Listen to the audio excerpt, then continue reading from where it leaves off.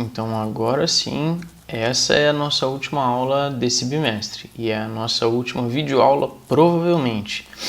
Então a partir já da semana que vem, não digo desde a segunda-feira porque segunda-feira a gente não tem aula, mas a partir da segunda-feira vocês terão aula com os seus professores que dão aula para vocês de segunda-feira num outro modelo, não mais por videoaula. E as minhas, né, comigo, de quarta e sexta, a gente também vai fazer diferente. Vai ser como nas aulas Tira Dúvida, só que em todas as aulas. Agora, dessa segunda-feira, dia 27 em diante, a gente vai mudar a nossa sistemática, né, para aproveitar melhor o tempo, enfim.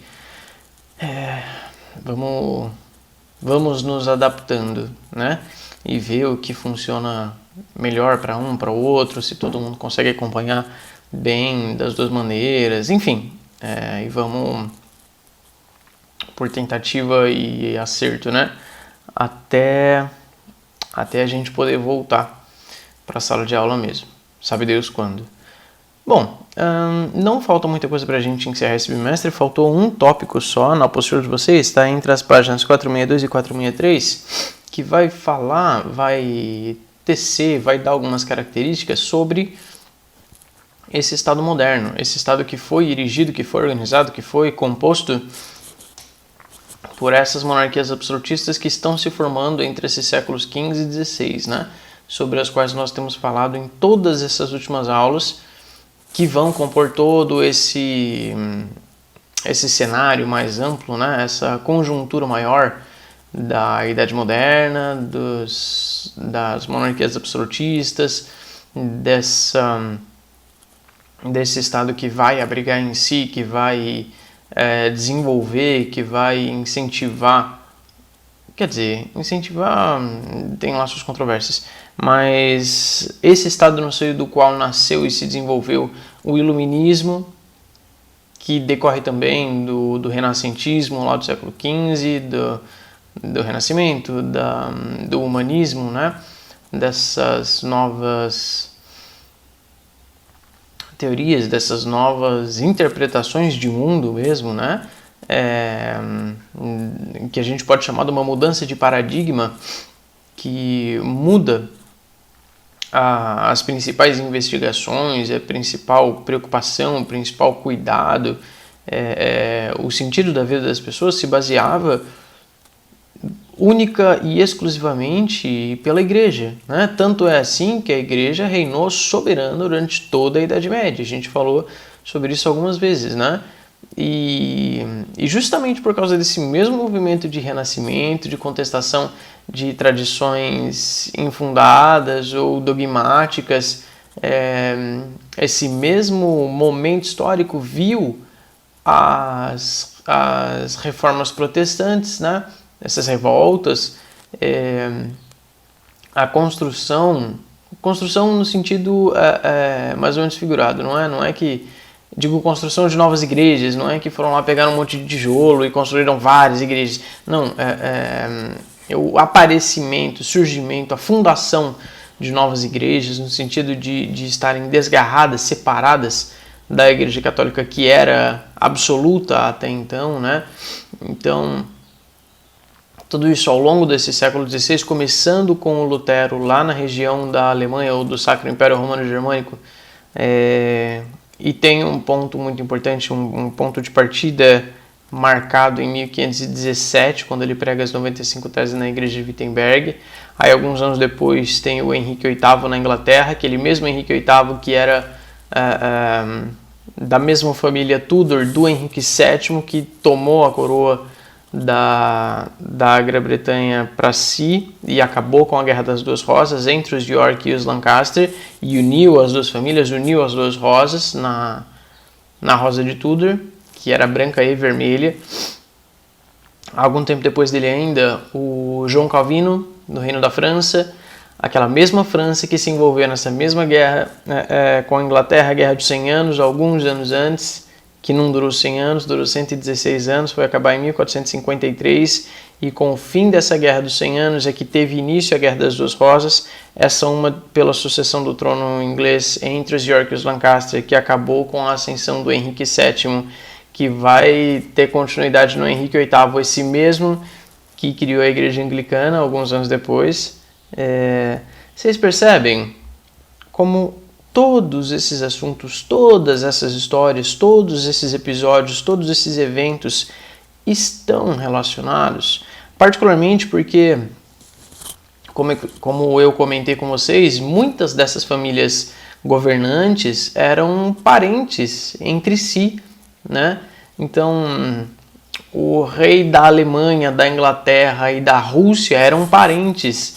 E, aliás, lembram da Guerra de 30 Anos? Aquela uma já no século XVII, que foi de 1618 a 1648, que começou lá na cidade de Praga, no Reino da Boêmia, na região do Sacro Império Romano Germânico.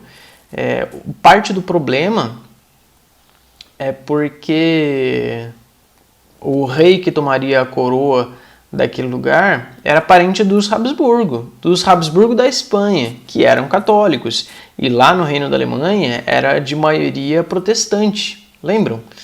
Então, se vocês tiverem entendido a maneira como tudo isso está relacionado, eu já vou ficar muito contente, muito contente. Não precisam decorar todas as datas e os nomes, mas se vocês tiverem uma noção mais ou menos clara de onde, quando e como esses eventos ocorreram, ótimo, ótimo. Se vocês puderem me contar essa história, melhor ainda. Ah, professor, mas eu não lembro direito. Tudo bem, não tem problema, me conta mais ou menos. Me conta mais ou menos o que você lembra, o que você sabe, o que você entendeu, né? E aí, isso é muito importante porque conforme você vai contando, você vai organizando suas ideias, você vai encaixando cada coisa no seu lugar e percebe as dúvidas que você tem. Se você não pensar sobre esse assunto, você não vai ter dúvida nenhuma mesmo. Você vai se deparar com questões, com dificuldades quando você encarar esses assuntos. Enquanto não, as dúvidas não surgirão automaticamente, né? Bom, então esses estados modernos, nesse contexto das monarquias absolutistas e tudo mais, se deram em oposição ao estado de coisas anterior a ele, né? A derrocada final do feudalismo e a ascensão desses estados modernos, que observaram uma centralização absoluta do poder nas mãos do rei, por um expediente que a gente já conversou também, pela aliança com a burguesia e o controle da nobreza, né? O controle da nobreza e da própria igreja. Bom, e isso levou a um aumento do poder político, administrativo e, sobretudo, econômico desse monarca agora absolutista, né? E, na realidade, cada um desses poderes traz o outro consigo. Eles estão intimamente ligados, amalgamados, interligados, entrelaçados. Uma vez interligados esses poderes, um carrega o outro consigo. Quanto mais poder político o rei tem, mais dinheiro ele tem. Quanto mais dinheiro, mais poder político. Quanto mais dinheiro e poder político, maiores são os seus exércitos.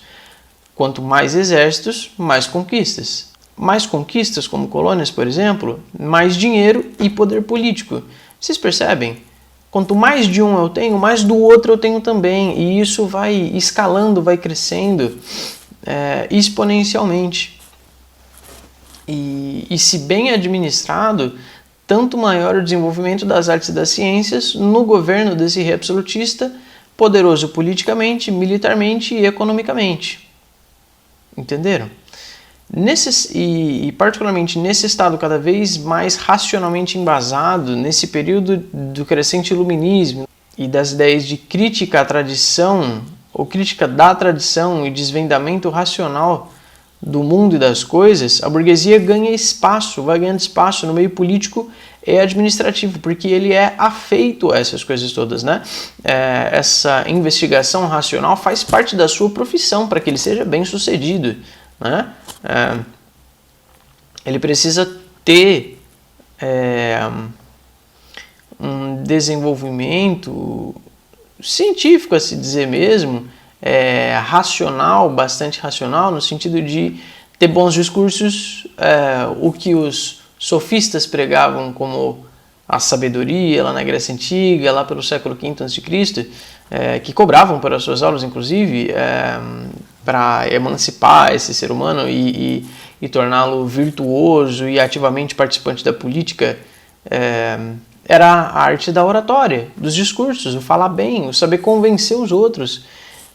Se o cara sabe vender o seu produto, aí ele vai deslanchar, né?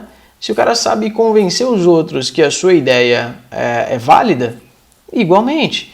Então, e também precisava ter uma familiaridade com os números também para administrar o seu poderio, o seu recém-construído império, né? Então, essas artes e ciências eram imprescindíveis para o bom desenvolvimento dessa burguesia nascente, né? Que estava rivalizando com a burguesia desde já.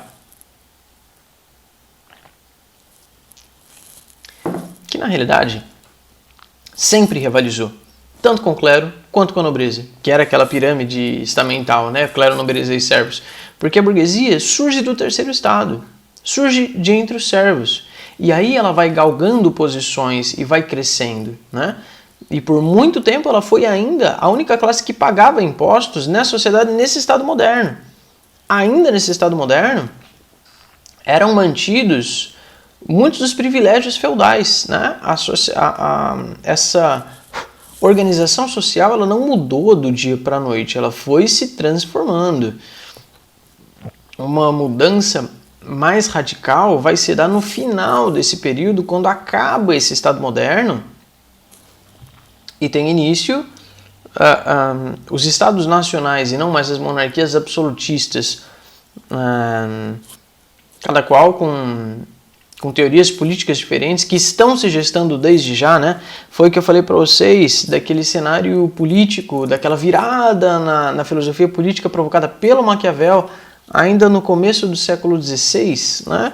Aí, nesse mesmo período, a gente vê o desenvolvimento das teorias contratualistas, do Hobbes, do Locke, do Rousseau, esse mesmo Rousseau que vai incentivar ou vai inspirar muitos dos revolucionários da Revolução Francesa. Então,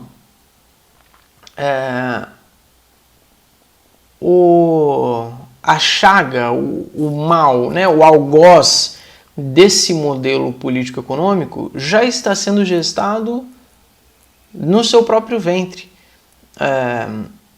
Esse Estado moderno, ele está criando o seu próprio detrator. O que isso quer dizer? É o próprio iluminismo que vai derrubar o Estado moderno, por assim dizer, né? Esse iluminismo que cresce e se desenvolve nesse Estado moderno, para fazer oposição a ele. E, na verdade, querer derrubar o tal do antigo regime que vem desde antes dele, desde a Idade Média, nessa sociedade hierárquica estamental de clero, nobreza e servos, né? Bom, então esse poder absoluto do rei, dessa monarquia absolutista, vai crescendo cada vez mais. Essa burguesia vai crescendo cada vez mais dentro desse Estado moderno e vai rivalizando com a nobreza e se incorporando com ela. Tipo assim, esse patamar social não caiu em vergonha, né? Ainda era um ideal a ser alcançado. Ainda existia essa mentalidade de que para você ser importante, né, você deveria estar entre as camadas mais elevadas dessa sociedade. Quais eram? O clero e a nobreza. E o rei acima de todos eles agora, né? Mas participar dessa corte do rei era muito importante. Não bastava você ter poder econômico, você precisava ter poder político também. Influência política. E como você faz isso? Se infiltrando na política. E quem participou da política? A nobreza. A nobreza, o clero, esses grandes administradores, e agora também a burguesia, mas ela vai incorporar esses quadros e precisa entrar em conformidade com a nobreza também. Então, muitos desses burgueses, eles compram títulos e não só pela compra, né? Pela compra indireta, por assim dizer, pode até ser, eles se arranjavam por casamentos também com famílias nobres decadentes, né? E aí tomavam o nome do nobre cônjuge. Então essas classes elas foram se amalgamando, se entrelaçando, entrando em participação uma com a outra para compor os quadros desse Estado moderno. Desse Estado moderno que foi economicamente marcado por uma política chamada de mercantilismo, ou capitalismo mercantil, um capitalismo primitivo, que possibilitou uma acumulação primitiva de capitais, possibilitou que esses reinos ficassem cada vez mais ricos através das grandes navegações, da colonização de novos territórios, da expoliação desses territórios em virtude do seu próprio benefício, né? Esse mercantilismo era a exploração das colônias, com proteção alfandegária, e visava a tal da balança comercial balança comercial favorável, positiva, de que um reino seria tanto mais rico quanto mais riquezas entrassem nele e não saíssem dele, né? Você teria que aumentar os seus lucros e diminuir os seus gastos. Então, quanto menos ele gastasse e mais ele ganhasse, tanto mais rico ele seria, né?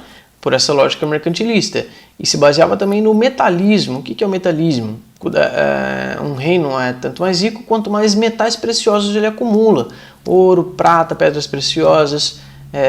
Então, essa lógica vai guiar todo esse período desse Estado moderno na Idade Moderna, que coincide com as grandes navegações e essas colonizações em larga escala, o engendramento, a criação, a formalização da escravidão moderna, diferente daquela que se dava na Idade Antiga ou mesmo na Idade Média, né?